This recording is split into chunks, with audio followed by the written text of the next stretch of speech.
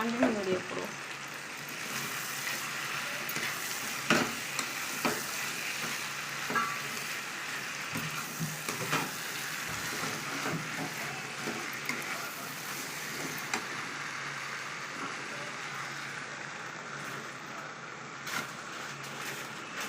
அரை பராமரிப்பு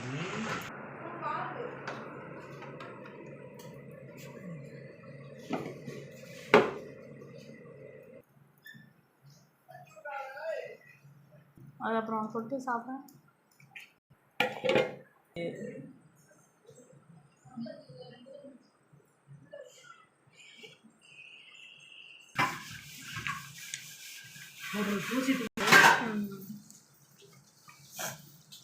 நீனே பேசிக்க உப்பு போதுமாடி இல்லை என்ன ரொம்ப நீ சாப்பிட்டியா?